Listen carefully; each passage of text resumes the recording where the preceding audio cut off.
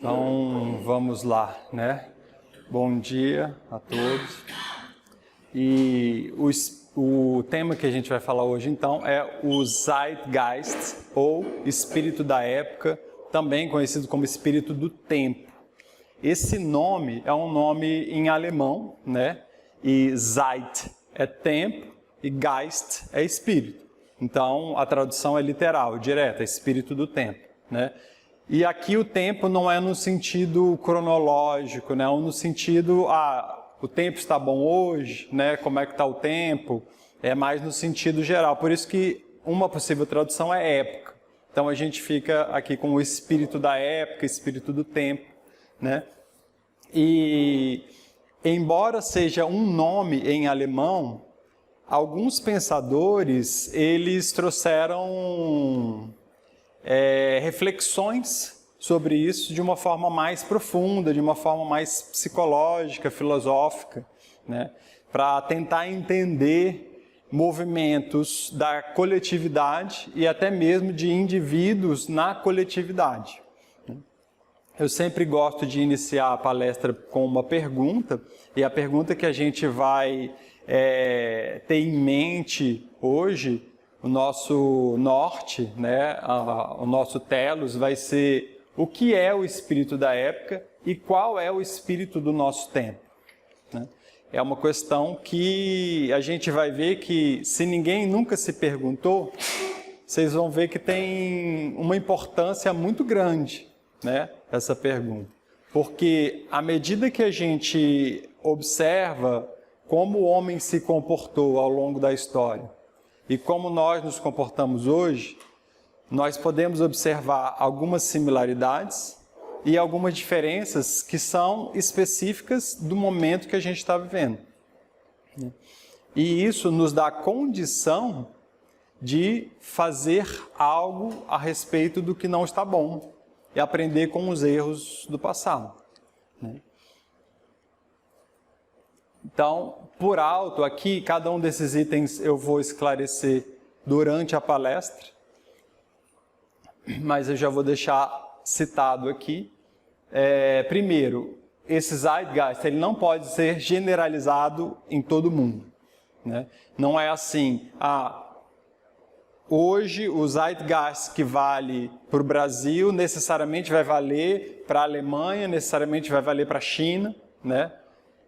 Embora atualmente o avanço da tecnologia fez com que as fronteiras culturais, principalmente, diminuíssem bastante, ainda assim tem características específicas de cada lugar, né?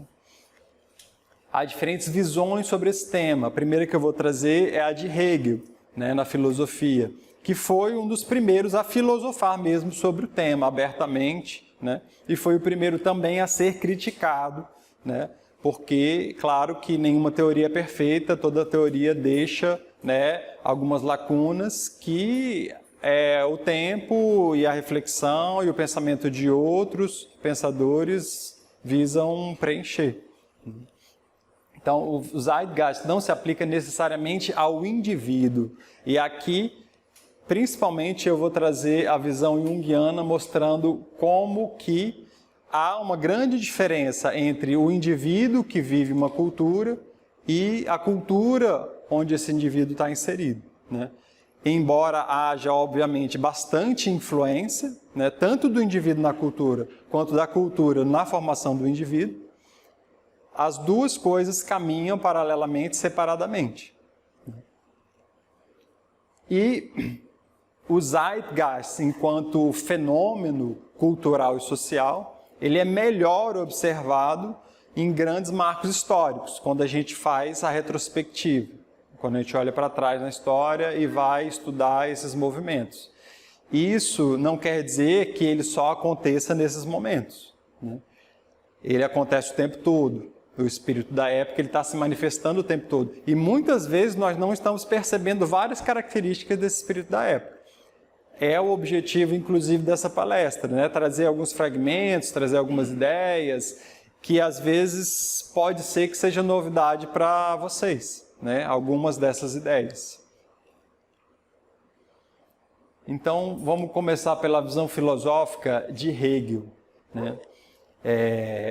Para Hegel, o espírito do tempo refere-se ao espírito coletivo ou à consciência predominante de uma época ou era histórica específica. Aqui é importante frisar que o Hegel chama de consciência não necessariamente vai ser o que a gente entende como consciência na psicologia analítica, por exemplo. Eu vou, inclusive, a próxima visão que eu vou trazer vai ser a de Jung, e vocês vão ver que vai haver alguns contrastes, né?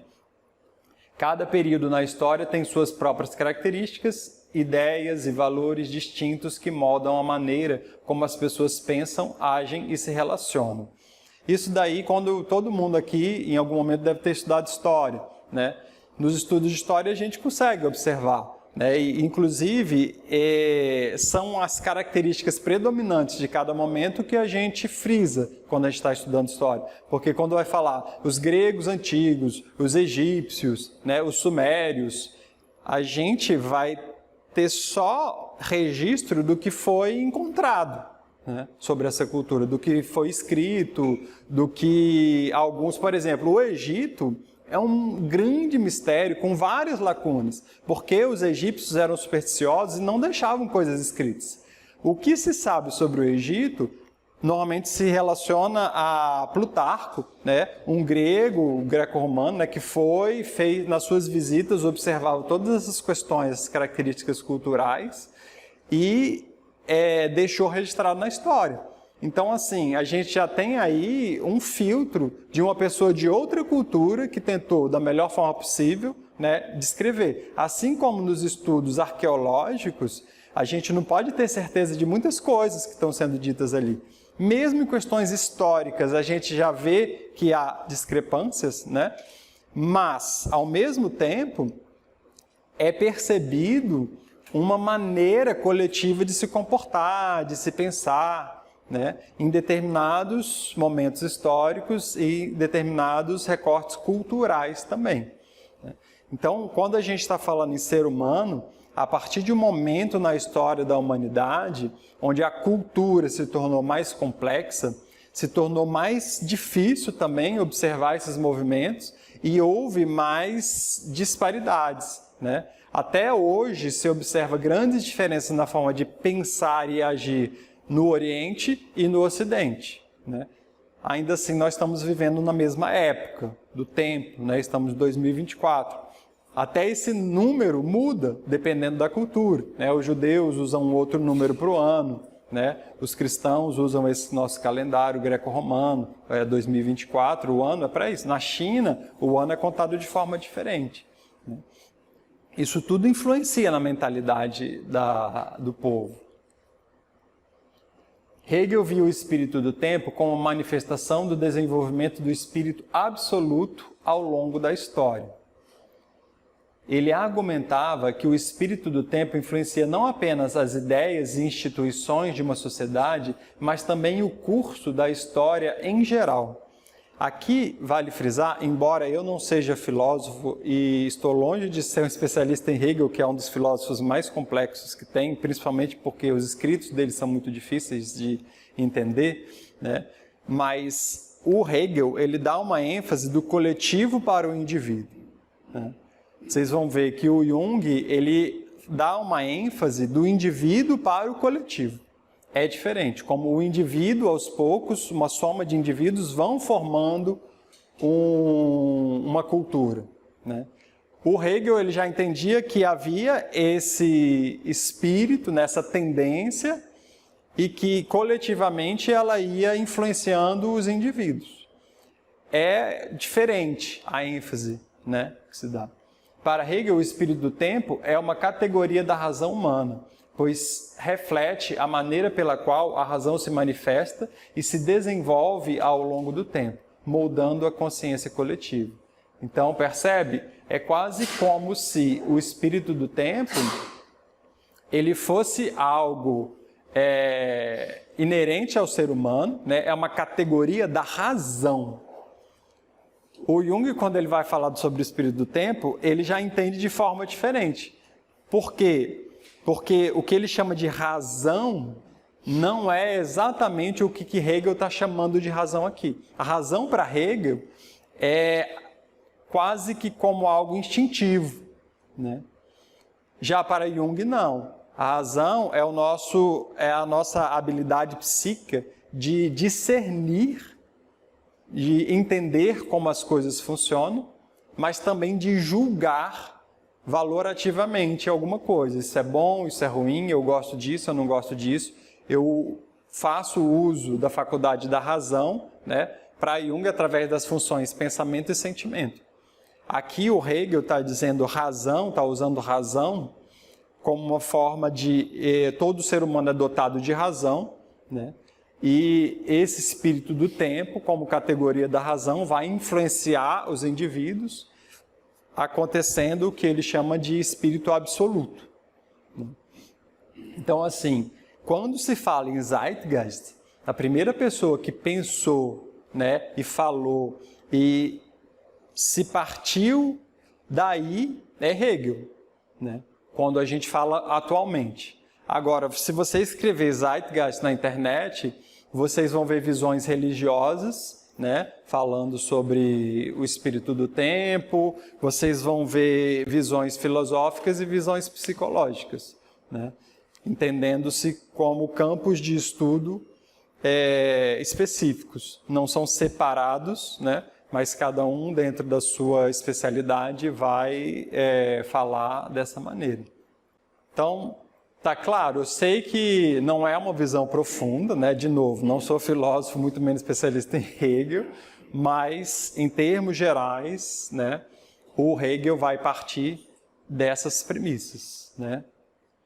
Agora eu quero compartilhar aqui a visão do Jung, onde já eu sou especialista, né? Especialista no sentido de eu conheço a obra dele, eu estudo o tempo todo eu estou me reciclando, né? Obviamente não sei tudo sobre Jung, e não posso falar a partir dele, mas a partir dos escritos dele, né, o meu conhecimento é um pouco mais profundo do que o de Hegel, né, do meu conhecimento de Hegel. Então aqui eu tirei da natureza da psique já uma citação do próprio Jung, né? O espírito da época não se enquadra nas categorias da razão humana. Aqui diretamente dá para perceber que ele já está fazendo uma dialética com o pensamento hegeliano, né?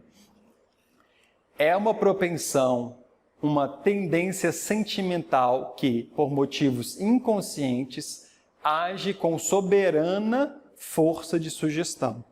Aqui ele está sendo já bem específico, ele está entendendo que o espírito da época se impõe, né? Ele se impõe como uma tendência, como uma propensão, e tem a ver com o sentimento, tem a ver, quando o Jung está falando de sentimento, ele está falando como isso, como o indivíduo valoriza isso, né? Qual o juízo de valor que eu atribuo a alguma coisa, né? Gosto, não gosto, é bom, é ruim, né? Então, assim, se observa atualmente, quando vai se falar de política, que é similar a como se fala de futebol. Escolhe-se times e fala-se, eu gosto disso, eu gosto daquilo, porque eu gosto dessas características. Há muito pouco discernimento de um pensamento crítico, de uma massa crítica, né, quando se observa os argumentos gerais, obviamente. Estou falando do que se fala na internet, nas redes sociais, né, de uma forma mais indiscriminada. Obviamente existem cientistas políticos, existem pessoas com muito mais propriedade e conhecimento para falar de determinadas coisas, né? Mas no senso comum, quando se fala de política hoje, não sei se em algum momento foi diferente na história, né? Porque quando eu tive a oportunidade, por exemplo, de viver na França, eu não via muita diferença nos argumentos das pessoas ali, né? Nem muito mais profundidade de conhecimento, né? Para se falar sobre os candidatos, as propostas, né? Ficava mais ou menos assim, hoje se dividiu nesses grandes pilares, né? Esquerda e direita. Então, assim, se o discurso, independente da ação, se o discurso de um candidato é mais para os valores sentimentais da esquerda ou da direita, eu escolho esse candidato. Eu nem paro para pensar muito, né? E é assim que se polariza, e é assim que a gente vê como que a política funciona. Aqui eu estou usando só um exemplo, mas isso acontece com várias categorias na nossa sociedade, né? A cultura, então, ela funciona assim como um grande movimento de massa, né? Que vem a partir de um sentimento comum a respeito de uma ideologia, né? E as pessoas se posicionam a partir daí, né? Esse movimento, o Jung, inclusive, atribui muito ao instinto. Instintivamente, o que me chama, o que me toca, eu sigo, né? Sem refletir muito. Então, para Jung, o espírito da época é algo que se impõe de forma inconsciente, daí também a diferença e a dificuldade de entender melhor esse espírito da época. Porque se você, por exemplo, for uma pessoa muito afetada com ideologias do momento, você vai ter uma dificuldade enorme de entender o espírito da época. Porque você vai estar enviesado pelas suas ideologias, né? Para Jung, uma ideologia é muito prejudicial para a liberdade de pensamento, né? Por mais nobre que ela possa parecer, né? Hoje em dia, por exemplo, está muito no hype você se dizer de esquerda, porque os ideais que a esquerda adota, né, nos seus discursos são mais nobres, né? Mas será que realmente é assim? Né? Será que realmente essas pessoas, inclusive essas pessoas que se dizem de esquerda, praticam, né, esses ideais? Então, assim, para Jung, a ação é muito mais importante do que você dizer algo a respeito, né? E vice-versa. Tudo que eu estou falando aqui, né? Estou falando a bola da vez é essa, então eu estou dando ênfase aqui, né? Mas da mesma forma para a direita. As ideologias da direita, né? Tanto é que nós temos exemplos de governos totalitários extremamente violentos e agressivos das duas partes, né, de esquerda e de direita. Então, o fanatismo, né, o mal, eu dei uma palestra sobre o bem e o mal, né, tá no YouTube, disponível, quem quiser pode dar uma procurada, e é bastante complementar dos temas que eu vou falar aqui hoje, mas o bem e o mal são muito relativos, né? Então, assim, continuando a citação, age como soberana, né? É soberano, ninguém está influenciando isso, ela se impõe. Força de sugestão sobre todos os espíritos mais fracos de nossa época e os arrasta atrás de si. Pensar diferentemente do que, em geral, atualmente se pensa, tem sempre o mau sabor de ilegitimidade e de algo perturbador. É considerado mesmo como algo de indecente, doentio ou blasfemo, e por isto mesmo socialmente perigoso para o indivíduo, que deste modo nada estupidamente contra a corrente, né? Então aqui o Jung está trazendo um contraste entre o coletivo e o indivíduo. O indivíduo que desperta, que é consciente, que fala, não, eu não vou seguir cegamente, né, o que está se dizendo. Eu vou questionar isso, né? Daqui a pouco eu vou dar um exemplo. Jesus, por exemplo, foi um grande exemplo disso, né? Um homem histórico que fez uma revolução a partir do questionamento, né, de vários dogmas, né? Mas então, aquele que desperta e que pensa sobre algo livremente, ele normalmente é apedrejado, né, pelo coletivo. Ele não é bem-vindo, ele representa uma ameaça. E ele, como diz Jung, nada perigosamente contra a corrente, contra o fluxo, né? Então aqui a gente tem para falar, para ficar como base para tudo que vai ser falado aqui em diante nessa palestra, que existe esse paradoxo, né? Existe esse paradoxo e existe aí também uma grande cisígia, é um termo técnico que o Jung gosta de usar, né? Uma tensão entre opostos, que é a razão e a emoção. E aqui eu estou falando de razão lógica, né? Razão cartesiana, que foi bastante enfatizada no movimento iluminista, né? Depois no movimento científico moderno, né? A razão cartesiana de Descartes, né? E aqui a emoção como algo que você tem, que você não controla e que diante de um fenômeno, isso te mobiliza positivo ou negativamente, e dependendo de como isso se mobiliza, você vai dizer eu gosto ou não gosto. Uma argumentação racional é apenas possível e profícua quando as emoções provocadas por alguma situação não ultrapassam determinado ponto crítico.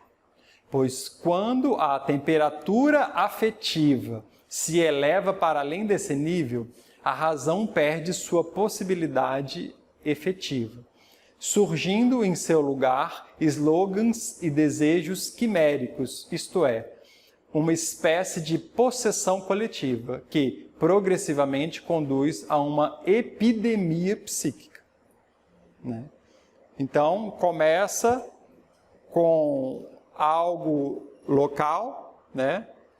Algumas pessoas começam a defender uma ideia, depois isso começa a ganhar força e depois isso vem como uma onda, né? Quando eu dou aula sobre psicologia de massas, normalmente eu sugiro um filme chamado A Onda, né?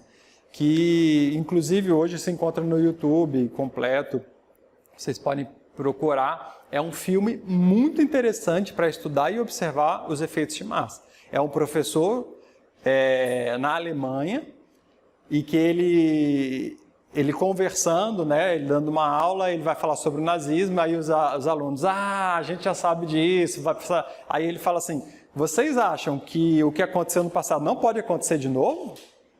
E aí ele vai sugerir um experimento, né? Um experimento com os alunos e que vai, né, rapidamente sair fora de controle.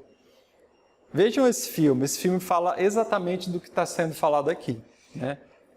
Quando começa a ganhar força, a emoção no coletivo, ela é muito mais forte que a razão, muito mais forte. Pode pegar um Einstein no meio de uma multidão emocionada, não tem um argumento, não tem nada que ele possa fazer, né?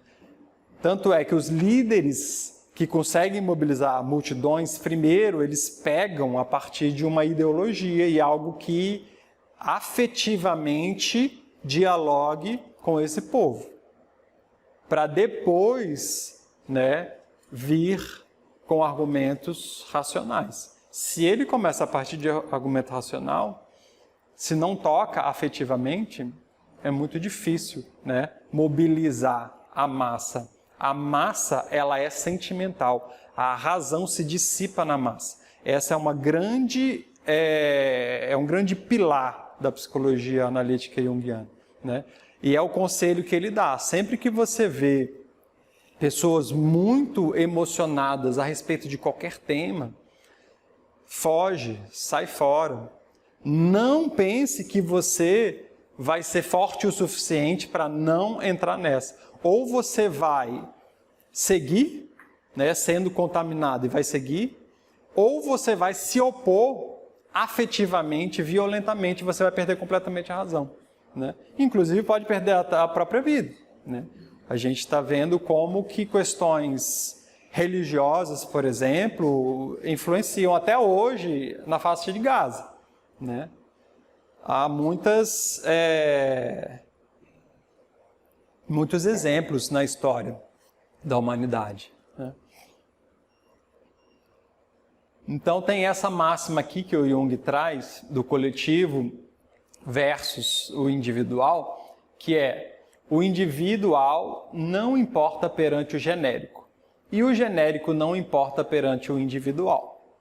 Essas duas frases, né, ele chama de antinomia, né? Essa antinomia, essas duas frases são verdadeiras, do ponto de vista de cada um, né?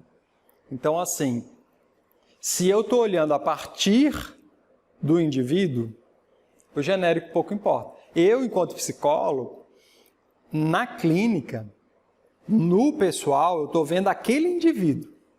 obviamente que eu observo os movimentos sociais, culturais, os que ele está inserido, né? E eu sei que isso tem uma enorme influência sobre ele, né? A religião que ele pratica, né? A política, né? A família, as tradições, os valores, isso é observado. Mas o que me importa é como esse indivíduo vive tudo isso. Porque o indivíduo vai viver tudo isso também de uma forma muito peculiar, muito particular, né? Agora, um cientista político, um sociólogo, né, até mesmo um psicólogo voltado para a psicologia social, o foco dele vai ser no que o Jung está chamando aqui de genérico. Não há nenhum demérito nesse termo, né? Ele não está trazendo juízo de valor. E nunca ele está dizendo também que o indivíduo é melhor do que o coletivo, né? Ele não está fazendo crítica a também nenhuma outra forma de pensar. Inclusive, ele está dizendo que as duas são legítimas. Se então eu faço um estudo social e estatístico, né, a respeito de um tema, obviamente eu estou ignorando o indivíduo. Ele não tem nenhuma importância. Se eu pego aqui, né, das pessoas cristãs, quantas praticam tal ritual, né? Ali eu vou ter um dado estatístico, genérico, né? Não importa como cada um faz esse ritual, por exemplo, ou o quão cristão essa pessoa é, né? Ou até mesmo se ela é ou não é cristã, se ela mente, se ela só diz que é, enfim, não importa. Importa é o dado estatístico. Então, essa questão eu acho que é muito importante, é uma mensagem muito importante para os psicólogos, né? Ou para quem atua diretamente com o indivíduo. Tenha sempre isso em mente, né? Quando você olha o indivíduo, tente entender esse indivíduo, né? Nesse momento, deixe para trás, tente também fazer o exercício de deixar para trás as suas ideologias, os seus valores. Eu vi muita coisa errada nessas últimas eleições. Muitos psicólogos se manifestando afetadamente, né, sobre as suas questões políticas. E isso não é benéfico no setting terapêutico. Tudo bem, enquanto o indivíduo que faz parte de uma sociedade e quer manifestar os seus pensamentos, né, a sua forma de agir, vá, participe das reuniões, né, se tiver aí manifestações, mas assim, eu vi pessoas que influenciavam até no setting, né, aquela pessoa, fazia ela se sentir mal porque estava votando em uma outra pessoa, né. É importante estar consciente do lugar que você ocupa, né, e o que é que a posição, a função sua ali naquele lugar. Então, assim, sobre as psicologias de massas, tem uma frase que eu sempre gosto de usar do Jung: é sabido que 100 pessoas inteligentes juntas formam uma só cabeça de bagre. Olha que interessante aqui, né? A ideia de que na multidão a inteligência cartesiana, né, se dissipa, né? O Jung, inclusive, ele diz que pelo fenômeno de massas acontece o que ele importa de Pierre Janet, o nome rebaixamento da consciência, que em francês é ébaissement du niveau mental, né? O rebaixamento da consciência acontece junto ao fenômeno de massas, né? Quando muitas pessoas se unem. O afeto vai se sobrepor a qualquer tipo de razão, né? E o pior é que essas pessoas unidas nesse grupo, todas afetadas, elas acham que elas estão sendo super racionais, mas não percebem o quanto estão sendo violentas muitas vezes, opressoras, né? Eu sempre gosto de trazer um exemplo quando eu dou aula. Mais lá atrás, numas eleições passadas, havia uma grande tensão, né? E surgiu uma pessoa no consultório que trouxe um sonho onde ela era guarda-costas de um presidente que tinha um discurso mais violento, mais agressivo, né? Mais preconceituoso. E aí essa pessoa, inclusive, era ativista do movimento oposto, né? E aí eu pergunto, mas que interessante, né? Você que se identifica tanto, né, de uma forma tão pensada, defende tão bem os seus ideais, por que o seu sonho te coloca como guarda-costas desse outro representante, né? Sendo que ele é tudo que você diz que é o contrário. Aí quando a gente pegou e falou, quem é essa pessoa para você? Ah, uma pessoa racista, uma pessoa preconceituosa, uma pessoa assim, uma pessoa assado, tudo de mal. Aí eu falei, agora esquece a pessoa, vamos pegar tudo que você falou. O sonho está te colocando nesse lugar, quando que você é assim? Aí ela teve um estalo, aí falou, putz, quando eu sou ativista, eu sou exatamente assim. Eu sou violento, eu sou agressivo, eu sou intolerante, eu quero que o outro pense como eu penso, né? E eu diminuo a fala do outro para que a minha, né, se sobressaia. Essa pessoa teve um momento de lucidez, né? A maioria não tem. Mas ali ela estava nesse lugar, no T-, né, que eu me chamo, no espaço sagrado do consultório, e ela conseguiu perceber e falar, cara, realmente, então assim, como eu sou diferente daquilo que eu quero combater? E aí é importante você estar consciente, porque aí você sai desse movimento de massa, que gera polarização, afetação, e só piora tudo, né? Uma coisa que particularmente eu acho péssimo, atualmente, no momento que a gente vive, no espírito da época, as causas humanistas viraram pauta política.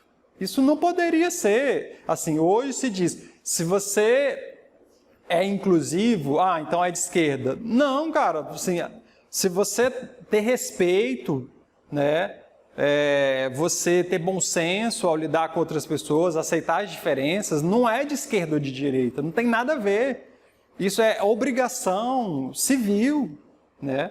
Nós temos que ser respeitosos com as diferenças, não é porque você é de esquerda ou de direita, não, é porque você é um ser humano e você está lidando com outro ser humano, né? Isso é péssimo, porque eu vejo no discurso afetado de muitas pessoas, por exemplo, de direita, atacando causas humanistas. Então que se for da Amazônia, perdão a palavra, que se dane a Amazônia, né, que se dane os povos indígenas, porque eles só servem para pegar o nosso dinheiro. Como assim? Calma aí, assim, são seres humanos, né, é o nosso planeta. Então, assim, cuidar do planeta, lidar com outros seres humanos, isso não é de esquerda ou de direita, né? Vamos deixar isso bem claro, né? Estou fazendo questão de falar aqui, essa palestra vai ficar gravada, depois vai público, né? Porque isso precisa mudar, né? E só muda a partir da conscientização, né? Quando eu estou longe do afeto, eu consigo pensar, né, com mais clareza, com mais lucidez, e a partir daí eu posso direcionar a minha ação de uma forma mais equilibrada e trazer mais equilíbrio para o coletivo, né? Falar de um ponto menos afetado, né? Quando alguém vem com argumentos muito afetados, mas você já parou para pensar nisso, se todo mundo fizesse isso, né? É muito do que se faz na prática clínica, né? A gente o tempo todo recebe discursos afetados, e não só políticos, né? De todos os tipos. E a gente, eu como uma pessoa que não estou vivendo afetivamente isso, esse fenômeno, eu não estou sendo puxado, né? A pessoa está falando aí da relação uma mãe com uma filha, né? Eu não estou no meio dessa relação, essa relação não está me afetando. Eu consigo olhar e eu consigo trazer um ponto de vista mais imparcial, mas você já pensou isso? Será que sua mãe, né, não está fazendo isso porque ela viveu isso e tal? Então, essa questão, né, da psicologia de massas é muito importante que nós pratiquemos, né, a consciência, né, a conscientização, a busca da lucidez, para a gente conseguir enxergar, né, de forma mais equilibrada e fugir dessas polaridades afetivas, né? Só que se eu não tenho nem consciência que isso existe e que isso acontece, eu entro muito. Mesmo tendo consciência, muitas vezes você é sugado, imagina sem ter, né? Por isso que eu escolhi falar sobre esse tema, né? Esse tema, a minha motivação maior para falar sobre esse tema é isso, é trazer essa conscientização, né? E a gente vai ver como que isso escalona, né? Uma visão aqui que eu acho interessante também, na alma imoral, o Newton Bonder fala dessa questão, né? E eu não vou entrar numa discussão teológica do que ele está chamando de alma, né? Nas diferenças, ele é um rabino, né? Então ele está falando aí a partir, né, da sua religião, obviamente, esse conceito de alma, mas ele também traz uma visão muito madura e muito interessante, né, sobre a alma imoral. Olha o que ele fala. Toda moral, toda tradição, toda religião e toda lei são produtos do corpo moral, de um animal moral. E toda a sociedade está voltada para vestir a nudez do ser humano. O ser humano é talvez a maior metáfora da própria evolução, cuja tarefa é transgredir algo estabelecido. A alma, diferente da definição popular, seria nada mais do que o componente consciente da necessidade de evolução. Agora é interessante, ele já está dizendo aqui consciente de uma forma diferente, muito mais parecida com Hegel do que como o Jung chama consciência. Para Jung, a consciência é uma faculdade psíquica, né? Eu me torno consciente de alguma coisa a partir do momento que eu sei de alguma coisa. Quando o Jung falava de uma consciência, quando o Hegel falava de uma consciência coletiva lá atrás, ele já usava de uma forma diferente, porque a consciência está no indivíduo, né? Para Jung. Agora, aqui ele está falando de uma consciência coletiva também, atribuída ao ser humano, à qualidade do ser humano de ter uma alma. Então, essa parte que é a alma, que é comum a todos nós, todos temos alma, né? Ela existe uma parte dela consciente que vai atuar no sentido da evolução. O Jung tem um conceito muito parecido com esse também, que é a individuação, né? Só que ele vai inserir uma outra instância psíquica aí. Ele vai falar que isso parte do inconsciente, né, pessoal e coletivo. Que no inconsciente coletivo existem arquétipos, que esses arquétipos são tendências, né, e que existe o inconsciente pessoal. E há aí uma instância que mobiliza tudo isso, que é o self, é o si mesmo, né? O si mesmo é dotado de uma consciência superior à do ego. Aí sim.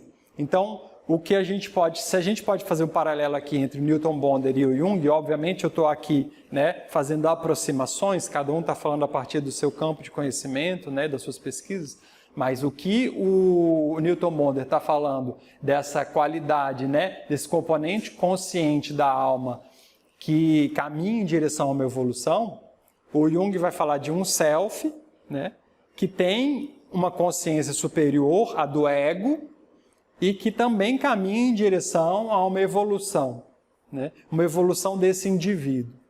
Uma evolução para Jung também a gente pode aí ver de que lugar ele está falando. Evolução para Jung é a ampliação da cosmovisão. É no sentido assim, eu não conheço isso. Então, a minha tendência instintiva é negar isso, me afastar disso e dizer que isso é o mal, né? Isso é instintivo.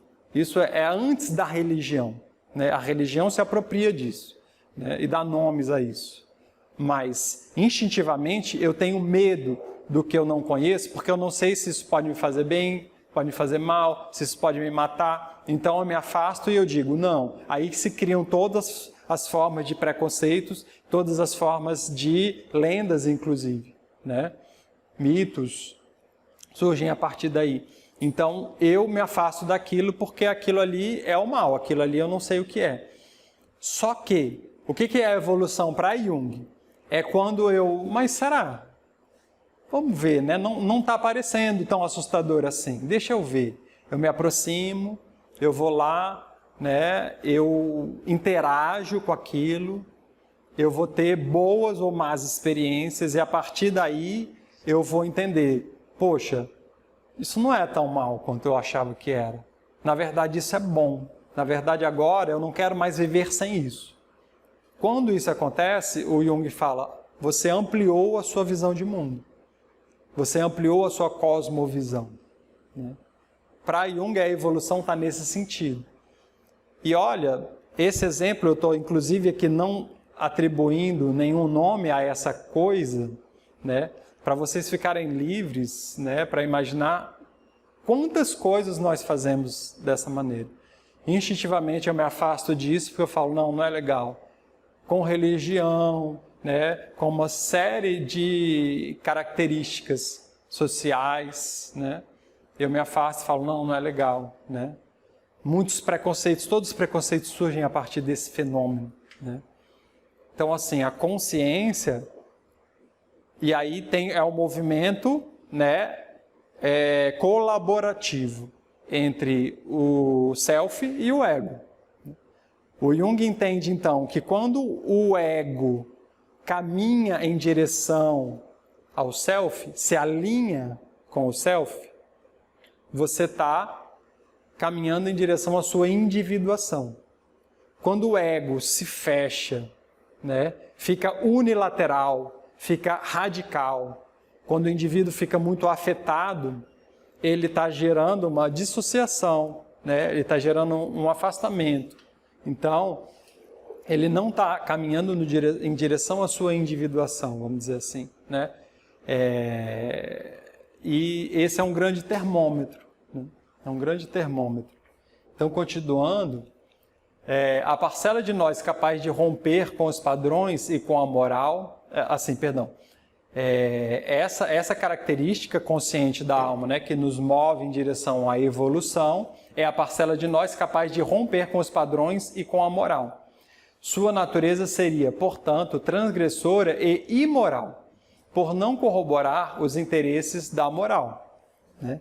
A moral aqui ele está colocando claramente como algo que foi aceito como correto, como um comportamento que nós devemos fazer, né, dentro de uma cultura, e todo mundo segue aquilo sem nenhum pensamento a respeito disso, né? Ele dá, inclusive, um grande exemplo. Quando Abraão tem que sacrificar Isaac, né? Porque é uma regra do povo de Canaã que o primogênito precisa ser sacrificado, ele entende, então, essa é a vontade de Deus. A moral aqui está diretamente relacionada ao que se atribuía à vontade de Deus. Quando ele sobe lá, né, e quando ele tem um insight, né, quando ele vê o cordeiro e ele resolve sacrificar o cordeiro ao invés de Isaac, ali ele está transgredindo a moral cultural do momento. E ali ele está mudando um paradigma, né? Por isso que o Milton Bonder ele fala que a alma é imoral, né? Porque a alma ela não depende de padrões culturais, né? Ela não vai seguir. Mais cedo ou mais tarde vai vir um indivíduo que vai mudar um paradigma e o que antes era considerado moral vai ser ressignificado. A partir de então, os povos, né, a geração pós-Abraão, né, que foi um grande patriarca do judaísmo, não sacrifica mais o primogênito. Mudou-se um paradigma, né? Mudou-se algo cultural. Então a vontade de Deus agora não é mais sacrificar o primogênito, né? Porque era algo que se entendia que era, esse filho foi me dado de presente, eu sacrifico ele porque eu vou ter muito mais vai ser me dado. Na verdade, essa é a lógica por trás de todos os sacrifícios para qualquer divindade, né? Toda vez que você faz um sacrifício, né, para qualquer que seja a divindade, você está pedindo alguma bênção, né? E essa é uma lógica instintiva, porque os seres humanos, eles costumavam, no tempo do animismo, né, que mais lá na frente eu vou falar do Harari, no tempo do animismo, atribuía-se consciência às forças da natureza e muitas vezes o ser humano fazia algo e acontecia algum fenômeno, né, natural, por exemplo. Aí ele atribuía ao seu comportamento o acontecimento desse fenômeno. E aí, a partir daí, isso virava um dogma. né? Então começava a se estabelecer a necessidade de fazer sacrifícios a essa divindade para agradar essa divindade e para receber a bênção. Isso a gente vê desde o início da cultura judaico-cristã, por exemplo, quando traz na expulsão do paraíso Adão e Abel. Caim e Abel. Os filhos de Adão e Eva, Caim e Abel, onde Abel é aquele que sabe dar os melhores presentes, sabe agradar, e Caim não sabe. Deus não fica feliz, não fica satisfeito com os presentes de Caim. Então, o que faz Caim? Mata Abel, né? E aí, ele é amaldiçoado. E ele, então, vai seguir o seu caminho, povoando o mundo e passando essa maldição, vamos dizer assim. Isso está presente em diversas culturas, né? Indivíduos que no primeiro momento traem a confiança de Deus, são amaldiçoados e seguem passando essa maldição para gerações futuras. A mesma coisa com os Átridas, né? Descendentes de Tântalo na Grécia Antiga, né? E tantos outros. Mas enfim,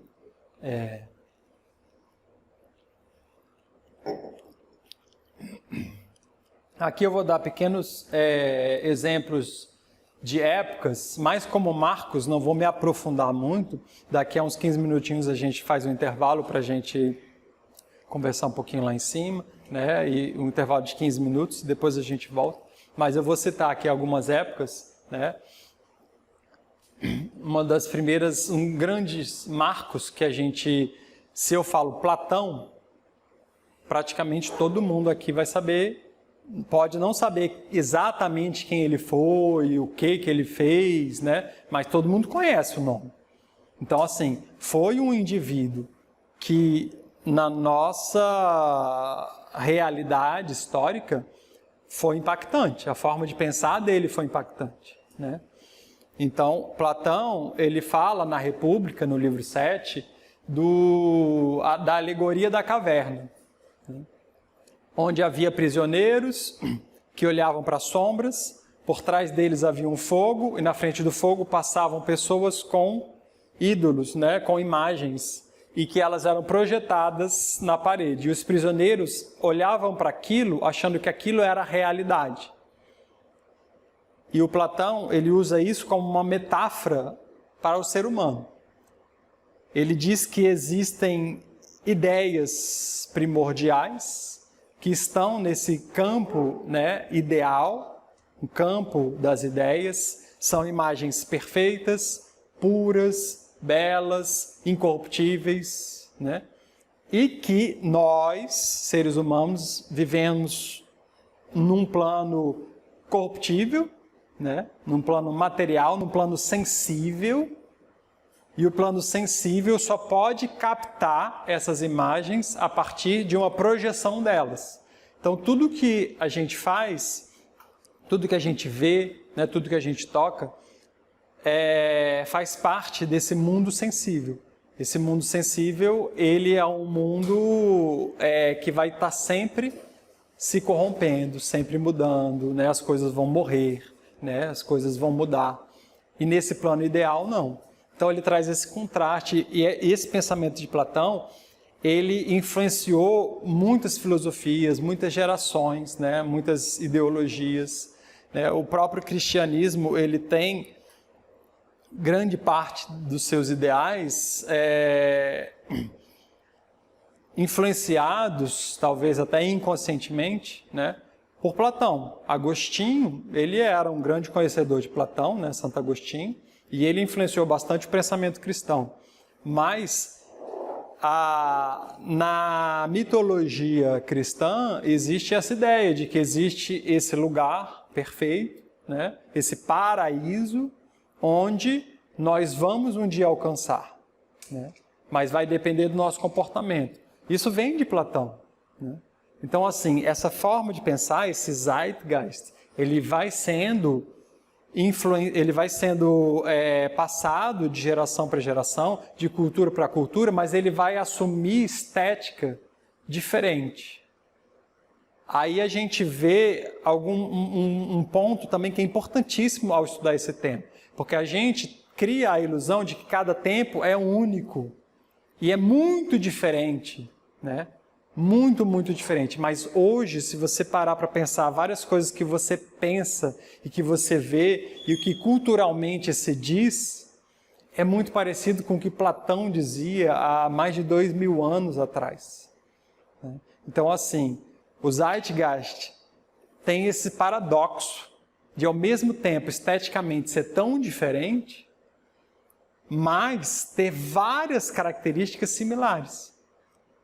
E isso, Platão chamaria das ideias, Agostinho chamaria de arquétipos. E o Jung vai utilizar e importar exatamente esse nome. Arquétipos como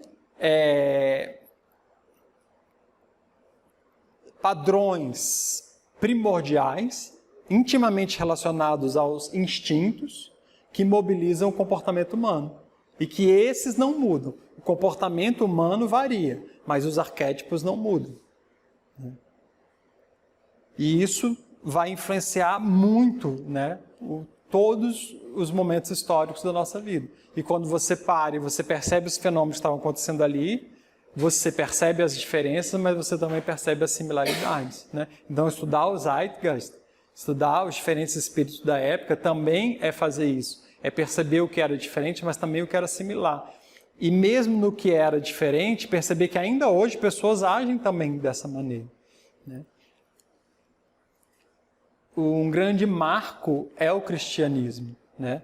Mesmo quem hoje se diga, eu não sou cristão, eu não tenho nada a ver, eu não acredito nessa ideologia, eu não pratico nada disso, ainda assim essa pessoa está sob a influência de diversas questões culturais que são pautadas a partir do cristianismo. Então, assim, um indivíduo que viveu há 2000 anos atrás, né, e fez uma série de comportamentos, né, foram que repercutiram, né, no comportamento dos indivíduos, e isso foi passando de geração para geração. Isso é muito raro como fenômeno histórico, né? O cristianismo continuar vivo hoje é uma pessoa ter um poder histórico, né, social tão grande de através dos milênios não desaparecer, é algo muito raro, né? A gente tem relatos de grandes pensadores, inclusive do passado, né? Mas são raríssimos os que atravessam o tempo, né? Porque às vezes a gente vê que uma pessoa que a gente está admirando hoje, ela tem muito das ideias de grandes pensadores do passado, mas ela é uma outra pessoa, a gente atribui uma outra imagem. Mas Cristo ainda é Cristo, né? Buda ainda é Buda, né? Então, assim, é interessante observar também como que algumas coisas atravessam os milênios e se mantêm, né? Obviamente, o cristianismo foi vivido de formas diferentes ao longo da história, né? Inclusive, quando ele foi na expansão romana, passando, né? Quando o catolicismo, né? Quando a Igreja Apostólica Romana começou a expandir os seus territórios no imperialismo romano, muitas práticas pagãs, muitos rituais pagãos foram trazidos, incorporados para o cristianismo. Então, obviamente, o cristianismo de hoje não é o mesmo de 2000 anos atrás, mas a imagem de Cristo é a mesma. Então, assim, é um marco, né, de um tempo que atravessou milênios, é muito impressionante. Quem não viu, mesmo quem não é cristão, eu aconselho ver uma série chamada The Chosen, na Netflix, né? Saíram 3 temporadas, são curtas as temporadas, e vai sair a 4ª agora, que fala sobre a vida e as ações de Jesus Cristo.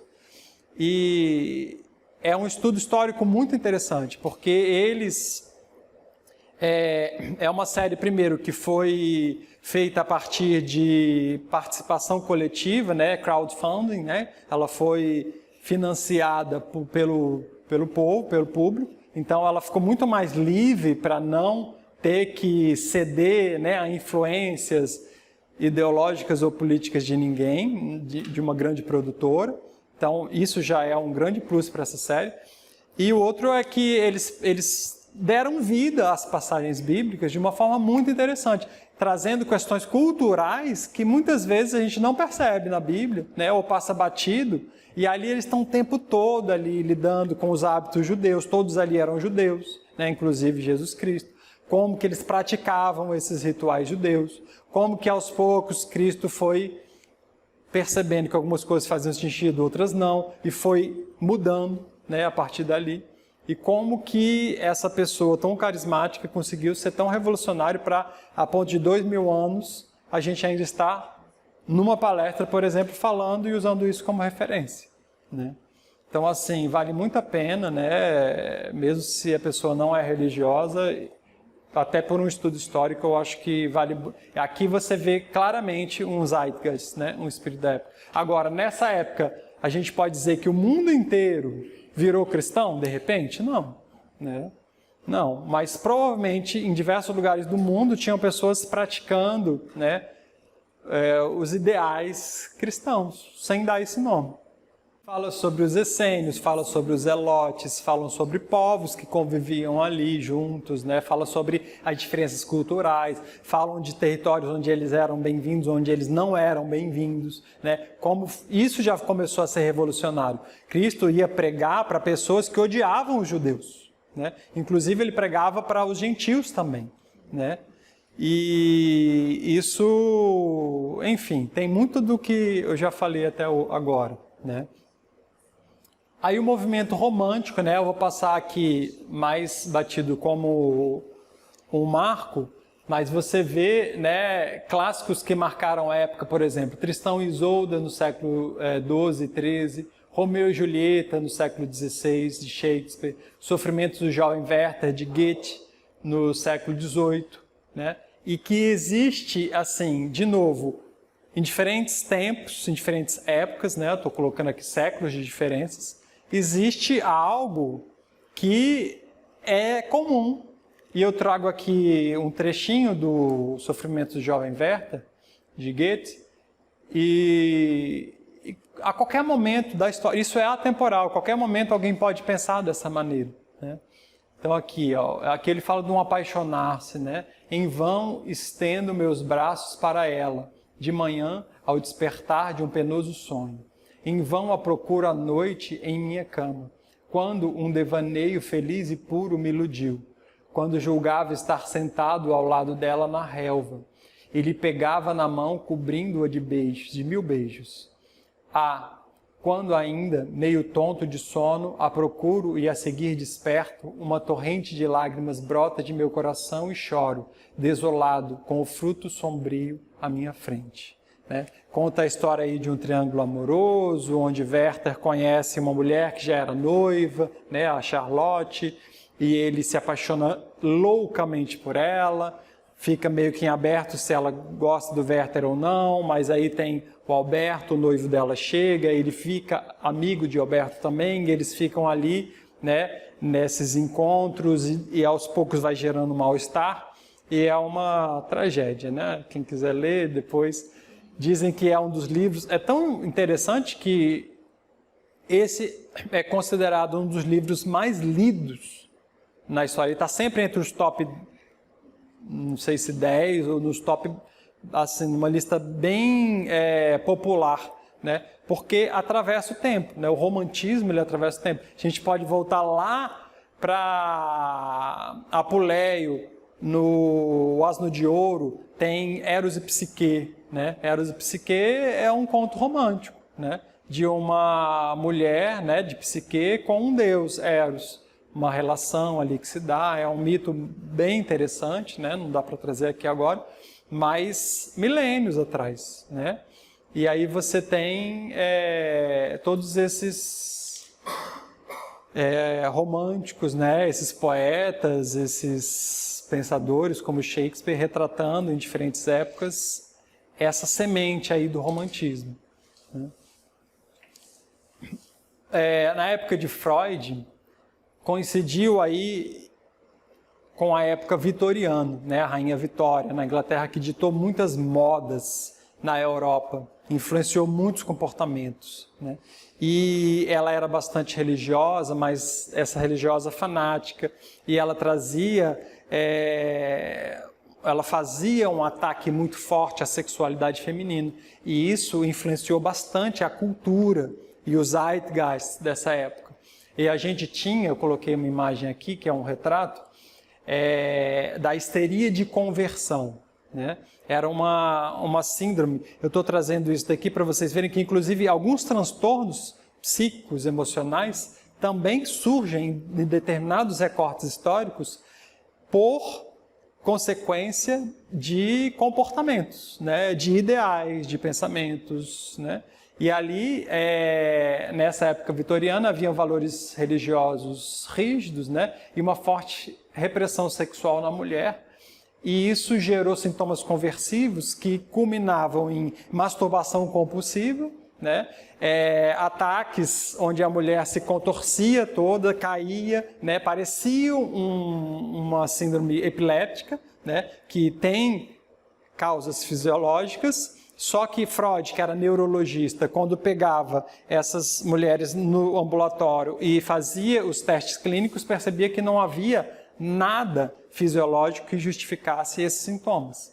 Surge, então, aí na época de Freud, uma forte linha de pensamento que entende que o físico ele é afetado pelas emoções, pelos pensamentos, pelos sentimentos, né?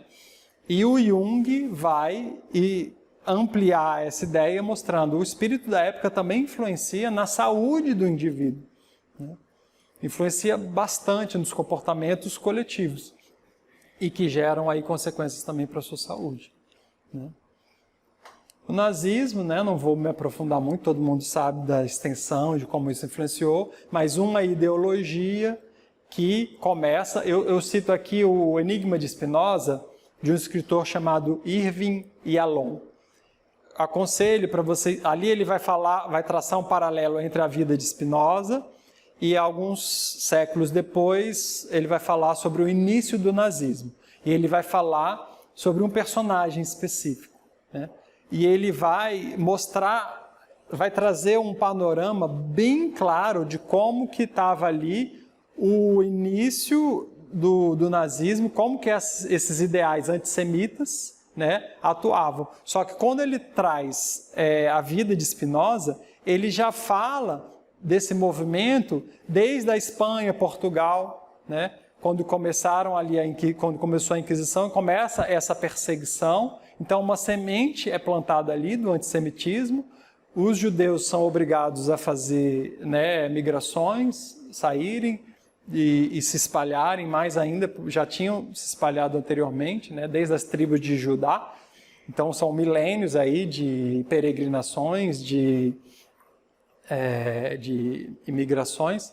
E quando ele vai falar de Spinoza, o próprio Spinoza ele é excomungado porque ele pensa, né, um pouco diferente da comunidade judaica.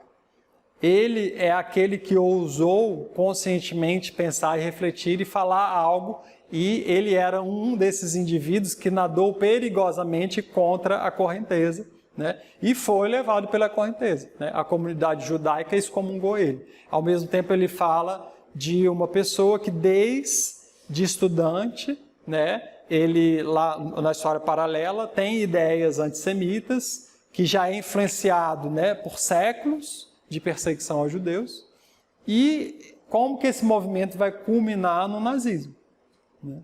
Nesse extermínio em massa de uma comunidade. E aí o Jung ele vai dar uma explicação, né, psicológica para isso. Ele vai falar, quando se trata do movimento da massa e não mais do indivíduo, cessam os regulamentos humanos e os arquétipos passam a atuar. E aí ele vai falar de Wotan. Wotan é um deus germânico, né, que entende-se que ele foi trazido pelos povos indo-europeus que vem lá desde os dóricos, né, desde os gregos antigos, e que foram, quando eles foram conquistando, né, novos territórios, chegaram na atual Alemanha, os povos germânicos tinham um deus que era extremamente sanguinário, que haviam sacrifícios humanos a esse deus, né, fazia uma série de rituais. E quando Roma invadiu os povos germânicos, ela cristianizou forçosamente e abafou de uma hora para outra todos esses rituais, né?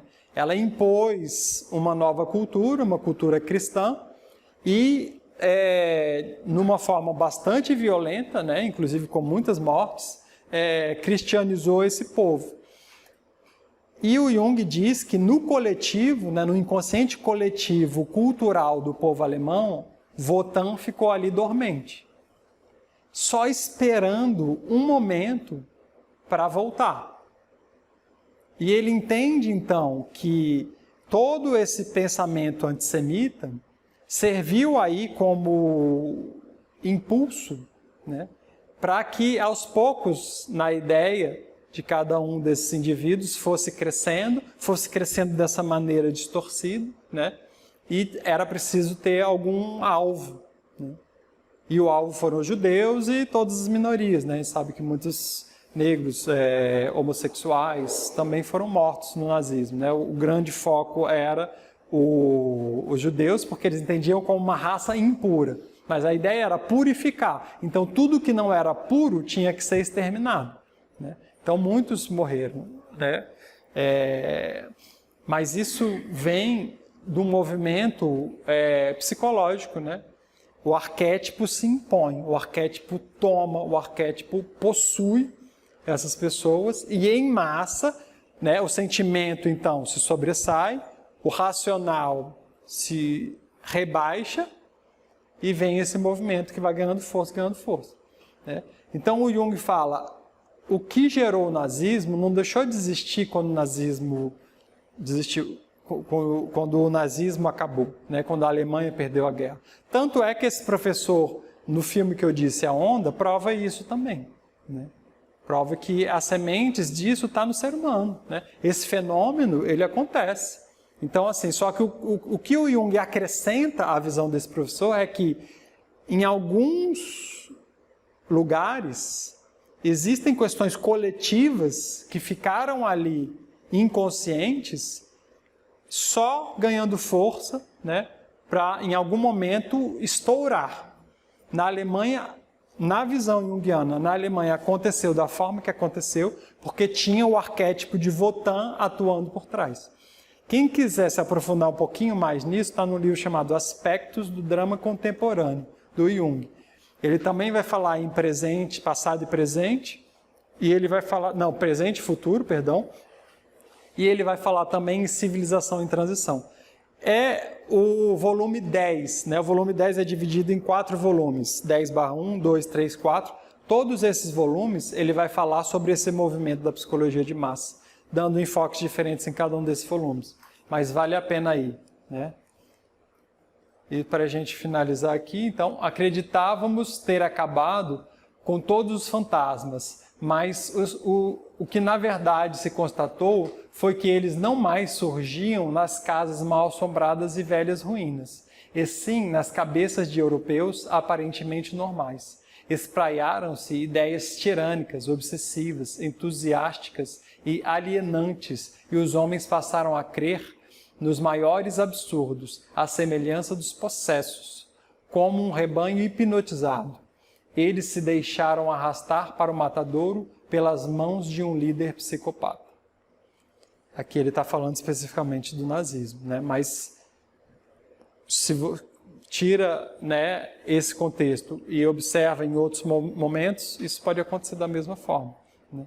Então isso vai influenciar muito o espírito da época. Para Jung, então, se faz muito importante observar a cultura de um povo, a história da cultura desse povo. Houve movimentos bruscos, houve rompimentos drásticos em algum momento. Presta atenção nisso, porque isso daí pode ter, né, forças inconscientes que culturalmente vão influenciar povos que vão vir séculos depois, né? Wotan era de milênios antes do povo alemão, né? do nazismo, e ficou ali incubado, né? Só esperando o momento para aparecer. Agora, obviamente, isso pode acontecer para o bem e para o mal, né? Muitas questões religiosas, às vezes, são influenciadas por questões no passado que também eram positivas e ficaram ali, né? Houve um rompimento brusco e que está ali prestes a vir.